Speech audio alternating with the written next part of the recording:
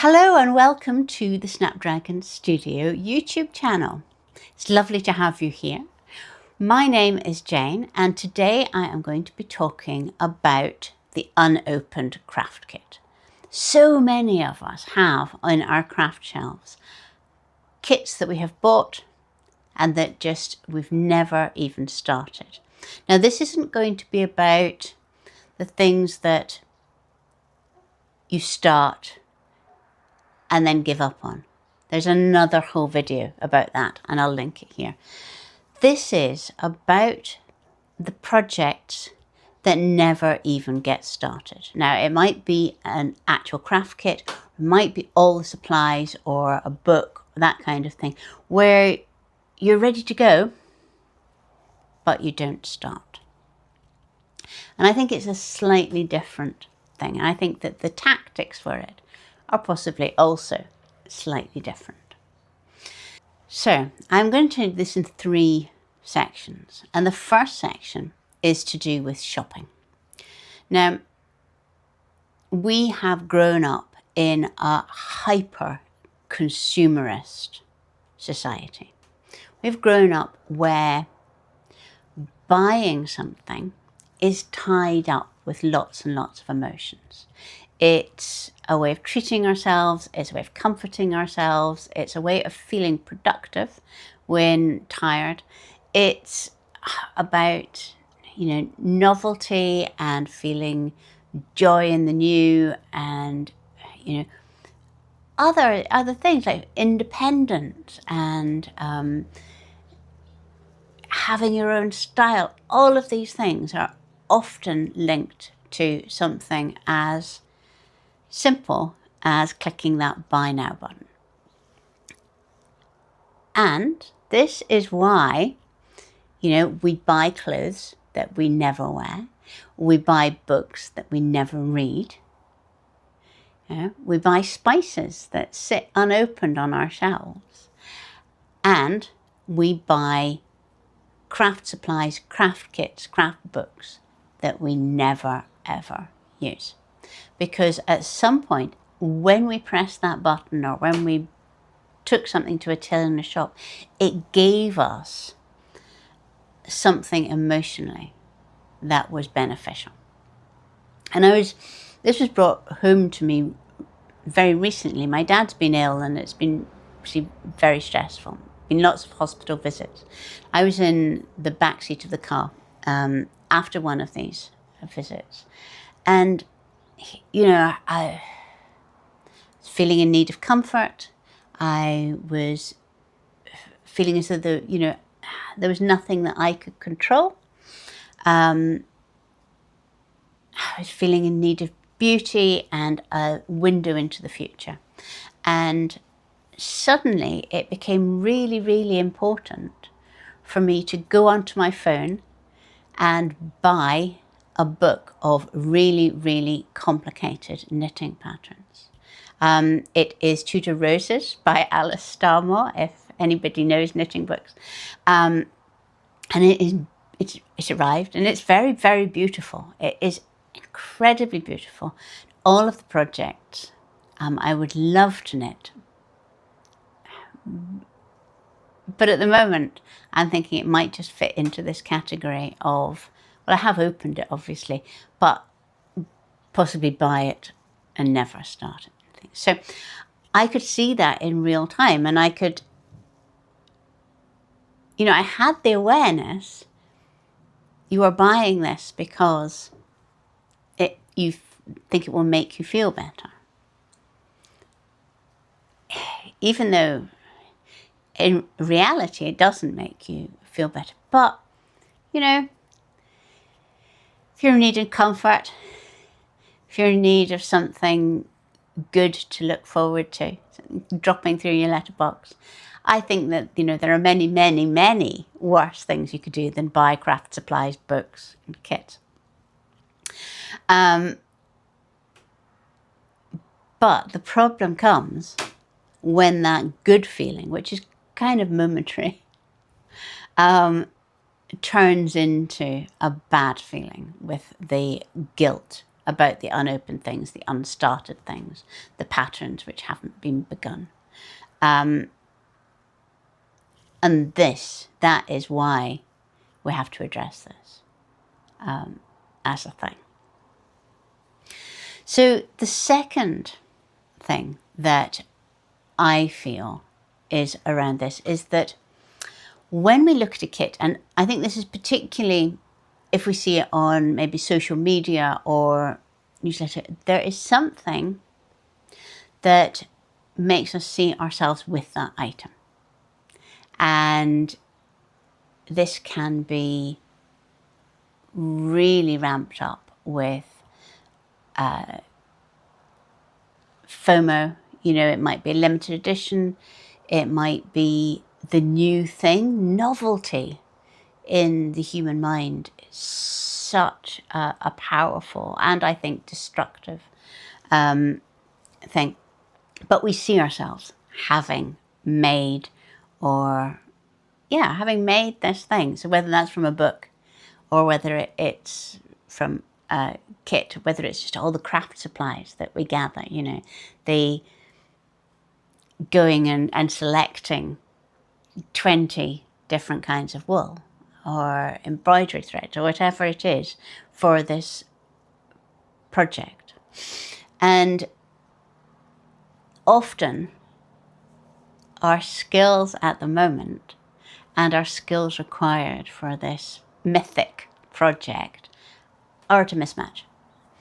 And it's only once we've got it home, away from the chatter of social media or popularity, that we realise this.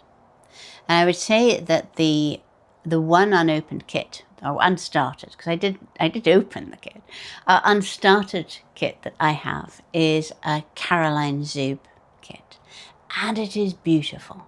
It is vintage linen. It's a snowdrop design. The colours are beautiful. It's really spare and simple, and the worked examples in the photographs are exquisite. But as soon as I opened it, I realised that my embroidery, I love doing embroidery, but my embroidery kind of relies on there being a lot of it, or distraction, or moving, or whatever. I do not have the skills yet to do this simple, spare, very much on show embroidered picture of a snowdrop. And therefore, every time I look at it, I'm aware of that gap. But I have no ladder to go in that gap because this is a one-off kit. And because I have bought it jumping in too high. So I think that that is another thing, that often the kits that we acquire, they are sort of themselves and they're not part of a structure. And we buy in at too high a level rather than, because, you know, often the things that you need to start with in a skill set are, you know, not as amazing. You know, they're not as beautifully done. They're not as gasp, you made that, as whatever this is at the top. So that is the gap. And I think that, you know, again, we just need to be kind to ourselves and go, yeah, you know, at some day, that's what you're aspiring to. Don't feel guilty about not being there yet. And the third reason that I think we have these kits that we never start is possibly the most important one. And it is perfectionism. And this is also what I get with this snowdrop thing. The linen with the snowdrop design is so beautiful. I fear, and perfectionism is fear, I fear that by me beginning, I'm going to ruin it. That is what perfectionism is. It is fear of ruining something. Yeah, it's not a helpful trait to have as a human being, but I think that probably all of us have it to some extent. So, new kits, new books, new beautiful pile of supplies. It's so easy to look at them and think, anything I do will ruin that. It's never going to be as beautiful as those balls of wool are, those threads are, that pile of fabrics, whatever it is that you have. And as soon as you get perfectionism over a project, scuttling along, comes the handmaid to perfectionism, and that is procrastination. So what procrastination is there for is to make sure that you never, ever have enough time to start your project. So if you have kits that you've acquired for whatever reason, and you just don't get round to it, and you think it's a time thing, it's much more likely to be a perfectionism thing that is being aided by that procrastination. Because what procrastination does is it puts your creativity down the order of priorities. It creates all kinds of distractions that mean you never get round to it. It's just there. It also creates a whole load of conditions. I will start that kit when I have a new sewing room. I will start that kit when it's less busy. Now, when has life ever been less busy?